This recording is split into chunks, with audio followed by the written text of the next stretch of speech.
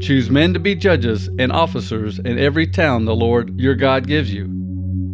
Every tribe must do this, and these men must be fair in judging the people. You must always be fair. You must not favor some people over other people. You must not take money to change your mind in judgment. Money blinds the eyes of the wise people and changes what a good person will say. Goodness and fairness. You must try very hard to be good and fair all the time. Then you will live and keep the land that the Lord your God is giving you. When you set up an altar for the Lord your God, you must not place beside the altar any of the wooden poles that honor the goddess Asherah.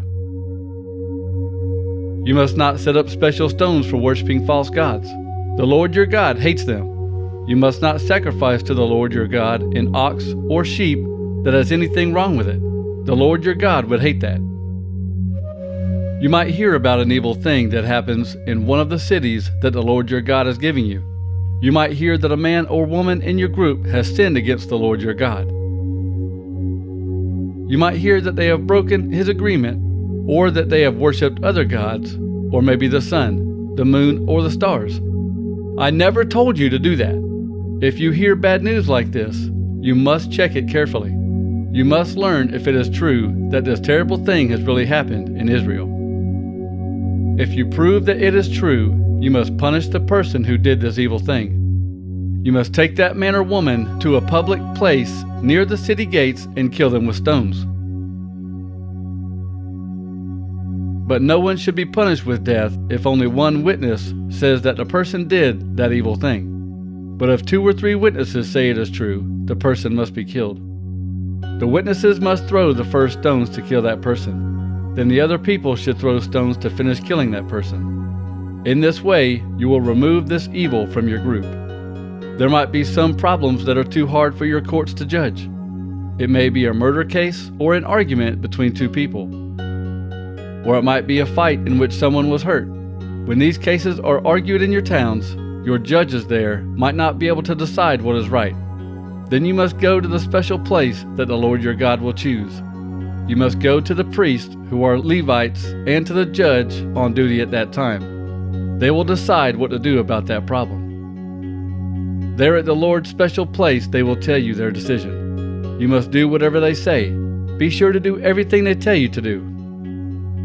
You must accept their decision and follow their instructions exactly. Don't change anything. You must punish anyone who refuses to obey the judge or the priest who was there at the time serving the Lord your God. That person must die. You must remove this evil person from Israel. All the people will hear about this punishment and be afraid. Then they will not be stubborn anymore. You will enter the land that the Lord your God is giving you.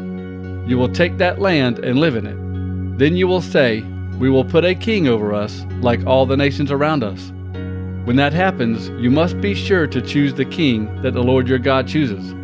The king over you must be one of your own people. You must not make a foreigner your king.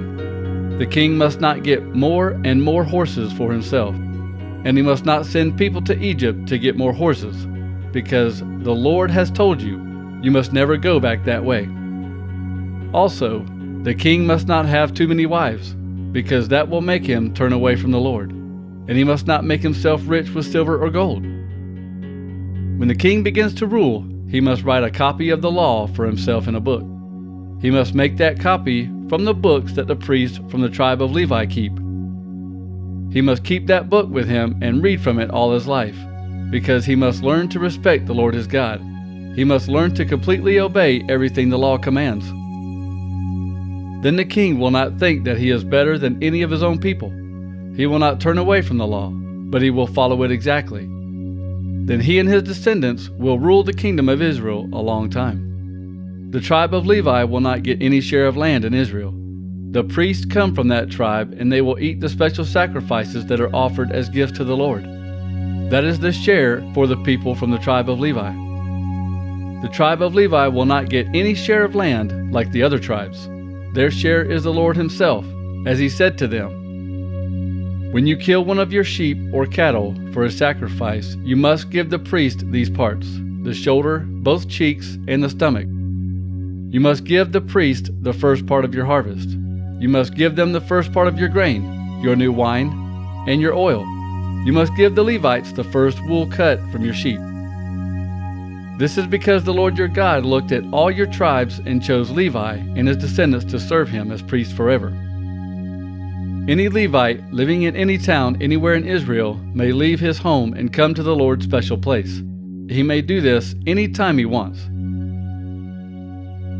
And this Levite may serve in the name of the Lord his God, the same as all his brother Levites who are on duty before the Lord. And that Levite will get an equal share with the other Levites, in addition to the share his family normally gets. When you come into the land that the Lord your God is giving you, don't learn to do the terrible things the people of the other nations there do. Don't sacrifice your sons or daughters in the fires on your altars. Don't try to learn what will happen in the future by talking to a fortune teller or by going to a magician, a witch, or a sorcerer. Don't let anyone try to put magic spells on other people. Don't let any of your people become a medium or a wizard. And no one should try to talk with someone who has died. The Lord hates anyone who does these things. And because these other nations do these terrible things, the Lord your God will force them out of the land as you enter it. You must be faithful to the Lord your God, never doing anything he considers wrong.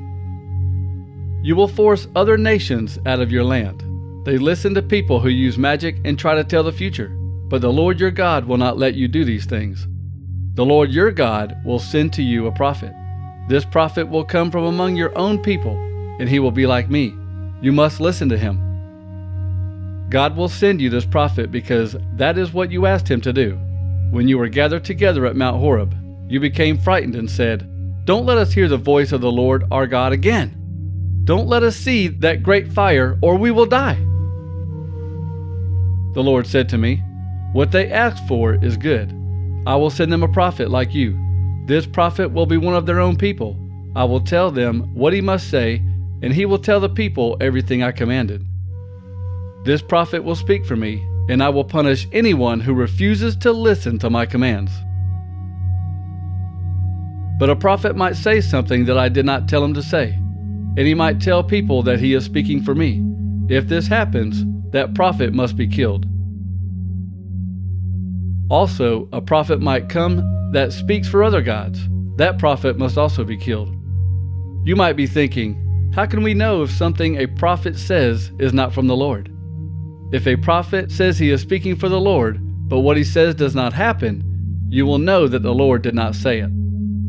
You will know that this prophet was speaking his own ideas. You don't need to be afraid of him. The Lord your God is giving you land that belongs to other nations. The Lord your God will destroy those nations. You will live where these people lived. You will take their cities and their houses. When that happens, you must divide the land that the Lord your God is giving you. Divide it into 3 parts and choose a city in the middle of each part that can be a place of safety. You must also build good roads to these cities. Then whoever kills another person may run to the closest city of safety. This is the rule for someone who kills another person and runs to one of these 3 cities for safety.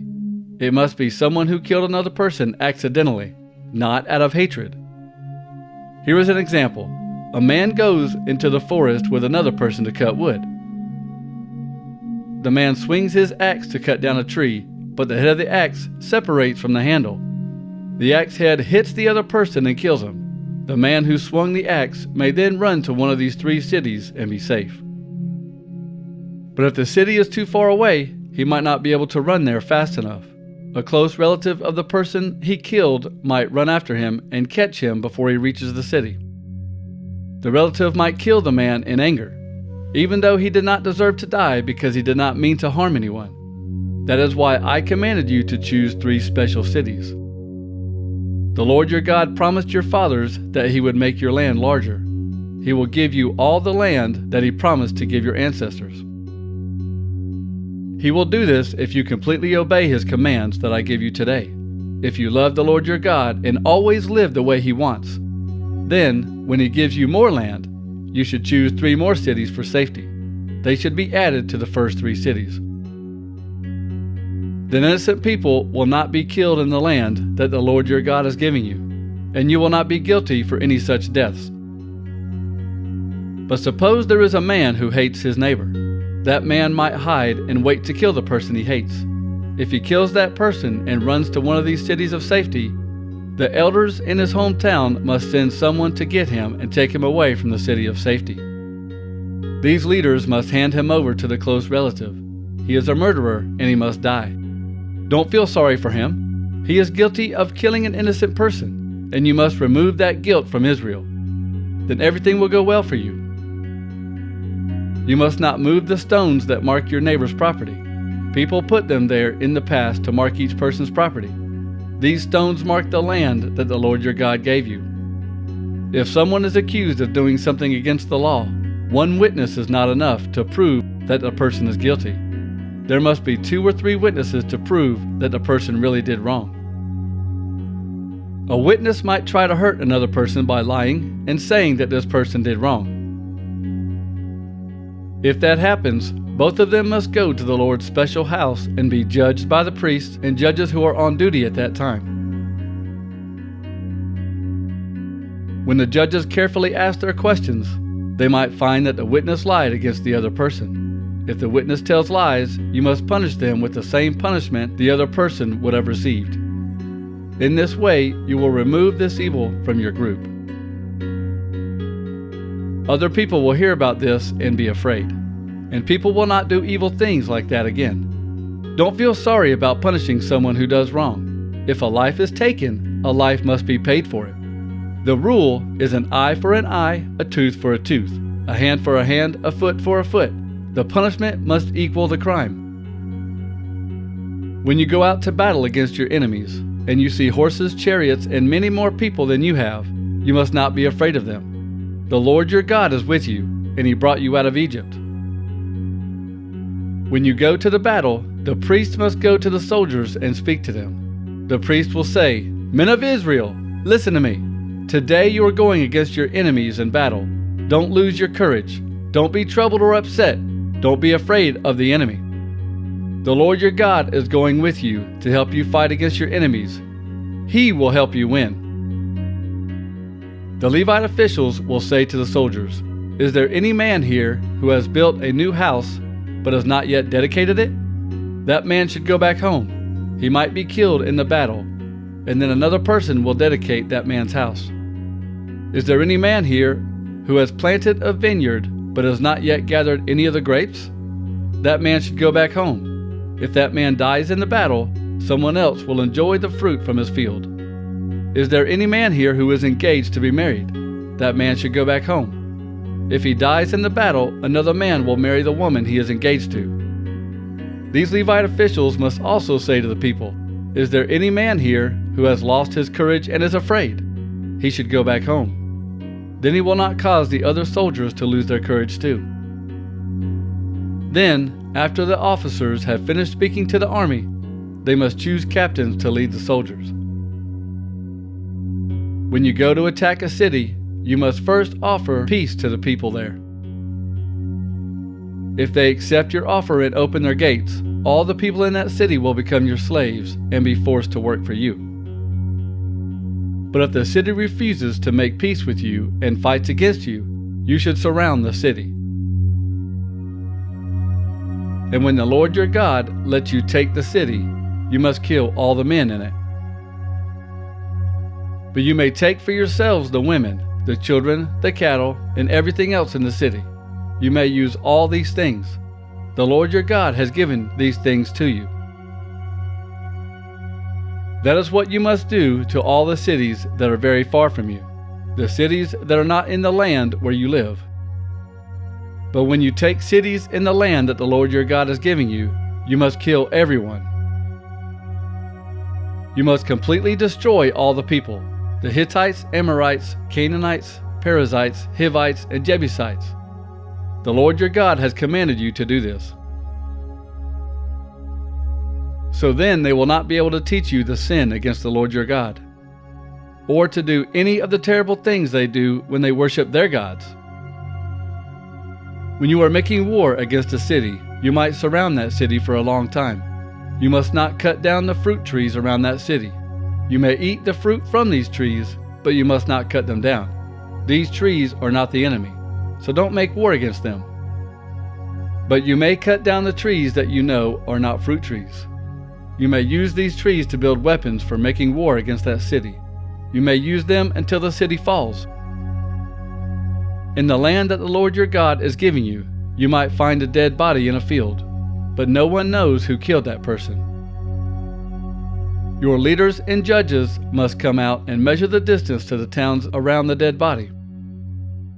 When you learn which town is nearest to the dead body, the leaders of that town must take a cow from their herds.